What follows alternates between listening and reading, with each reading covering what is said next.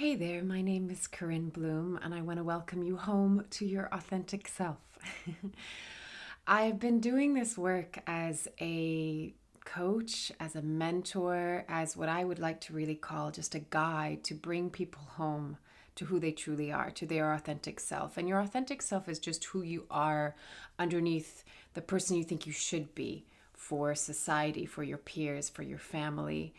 And we have so many rules in our society of who you should be, who you shouldn't, how you should feel, how you shouldn't feel. There's very little in the way that supports us to really be who we truly are. And then, of course, we have, our wounding and our limiting beliefs and our patterns of behavior. And a lot of this work of going inwards and coming back home to ourselves is not actually about finding who you are or becoming who you are, someone that's outside of you, an improved version of who you are that's outside of you that you have to seek for. It's actually about stripping back all of the layers that are really keeping you from being who you are, who you've always been. And really liberating yourself. Like when we come back home to who we are, we can just relax into, like, it's okay to be me, and it's okay to feel how I feel, and to have the thoughts that I have, and just to be human. It's okay to be in our humanity. Now, can we evolve? Of course. That's why we're here doing the work, right? We can evolve. The soul within us wants to grow. It wants to evolve. It's interesting. It's always in the space of expansion, but it's not because who you are now isn't good enough. It's not because you need to make yourself better because who you are isn't worthy. You are innately worthy. You are innately good enough. All of these things reside within you. You've just forgotten, or you've been pulled away from it because, unfortunately, like I said, our society doesn't really support us in our unique individuality. So my job, my role is really to be a guide that is simply going to show you the way back home to who you truly are. And in the process of that, it's really supporting you to cultivate a really good relationship with yourself. So first, yes, we have to go through the shadow. We have to move through the parts that are keeping us currently small and that are keeping us outside of our front door. So that might mean looking at, well, what is my wound? What are my limiting beliefs? What are my triggers? How do I understand the language of my emotions? So emotional intelligence comes in as literally like a language. Like, think of it as you're learning French or Spanish or Italian. It's learning the unique language of your emotions, and they open up so many doors, and they connect us into our body, our intuition, and really who we truly are, into the essence of who we are as not just a human, but as a soul. So there's the path is always inwards, and I always like to begin with where you are. Wherever you are is perfectly fine. And the perspective shift is knowing that there's nothing wrong with you. You're not broken. Therefore, nothing needs to be fixed. There might be parts of you that just need your loving, tender attention and affection. But really, love is the alchemist. And so we're not looking at segregating and taking apart and getting rid of them, right? We're actually doing the exact opposite, and we're bringing towards us all parts of us, especially the parts that are scared and anxious and feel like they're not good enough, or hurting, that are in pain, that are in suffering. And at the same time, it's recognizing that when we go into the story of who we think we are or who we should be, that's where we create so much unnecessary suffering. So a lot of this is really coming into, you are whole, and your wholeness is going to be felt when you include all parts. We feel fragmented when we sever ourselves from ourselves. And we say, this part is okay, but this part is bad. This part I can include, but this part I want to get rid of. What we're doing is we're welcoming all parts to sit at the table and be an equal and share in the meal.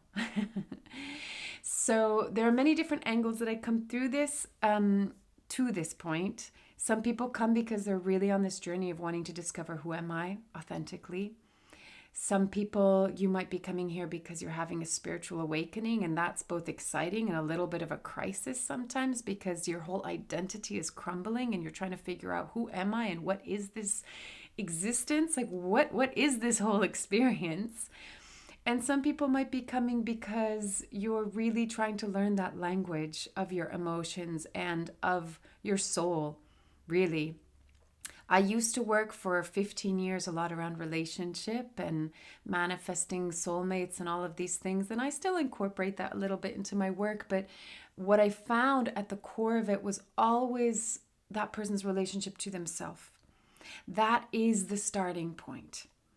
So that, if you think of that as that's literally home, and anything else that you're wanting to bring into your life has to come from home. It has to come from when we're truly in our authentic self, which is just who you are and who you've always been. It's who you came into this life as. And from that point, we can really become the creators and the co-creators of our life. So I'm really focusing on guiding you back home, because then the rest is kind of secondary, right? The rest comes as a, not as a consequence isn't the right word, but it's as a byproduct of you really embodying without any apology who you truly are. And I really believe that now more than ever, in these really evolutionary times of massive shifts, what's going to change the world is us really coming into our sovereignty, into our authenticity. Because actually, the more that we come into our individuality, we don't create selfishness, we create self-generosity. We're giving to ourselves because we're fully coming back into wholeness within ourselves. We're loving and accepting and embracing ourselves. And then we're innately compassionate and empathic and generous beings. I really believe that that's what humans are. And so then there's more of, when I've landed in myself, then I can connect more into the circle. I have more to give. I have more to offer. I can be of service because my attention isn't being wrapped up in my unworthiness or how I feel like parts of me are missing or that they're not good enough. That takes up a lot of attention and a lot of energy. And when we don't have to worry about that, because we know that however I feel, whatever comes up for me in my experience, it's all okay because I'm there. I'm not judging myself. I'm accepting myself. I'm supporting myself. I'm holding my hand when I have to walk through the fear with courage, with heart, with love. So if there's one message I can give to you right now is, it's okay to be who you are. You're good enough as you are. You're worthy as you are. You don't need to improve yourself.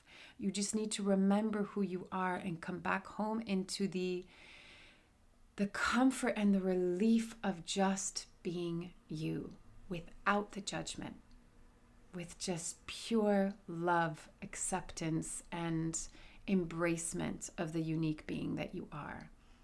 So this is my role, is to guide you to that place and to show you the pathways and to shed the light. But it's also really a collaborative process, because you have to have the intention to step in to the journey and take the step by step on the path. And so I'm really working with individuals that are very committed to that. I do a discovery session just to see, it's an hour, just to see, where you're at, what you're looking at, see if we're fit, if you resonate with my work, if I feel like it's a fit to work with you. And then we start on the 3-month journey. And then you can do another 3-month journey, or, we'll see, it can be a little bit bespoke. But I've found over 15 years that those that work with me weekly for 3 months, I see the most change, because we need momentum. We need consistency, like any sport or, art. If you practice once a month, you're not really going to get that good at it, or it's going to take you a long time. It's the consistency. It's the muscle memory. It's the cellular memory. It's the momentum that we build. So this is really a commitment to yourself, to not just your growth, but to, it's your homecoming. It's your homecoming. And it's going to be like the best trip, journey, and eventually holiday that you'll ever invest in, because at the end of it, well, I don't want to say the end of it because it's continual. It's a continual process of growth. But at some point, you're really going to recognize, oh, I feel at home within myself. And that's where you find peace. And peace, when we think of happiness, happiness is peace. I'm at peace with whatever I'm feeling, thinking, experiencing right now in this moment. And I'm here with myself. So I no longer feel alone because I'm here with myself. That is such a beautiful, profound, and the most important relationship that you'll ever cultivate in your life. So I'm so passionate about this work. I feel so honored to be able to witness people's evolution, to witness their homecoming, to witness the peeling back of all of the ways in which they kept themselves small and they thought they should be someone that they're not because they thought that who they are isn't good enough. And when you see them step into their worth and into their authentic self, it's like, wow, seeing a liberation. It's so beautiful. So I feel completely and utterly honored to be doing this job. It doesn't even feel like a job, but to be in this role as a guide to bring you back into remembrance of who you've always been. So if you're interested, please feel free to email me and we'll set up an initial session and then take it from there. And in the meantime, loving you from afar. Bye.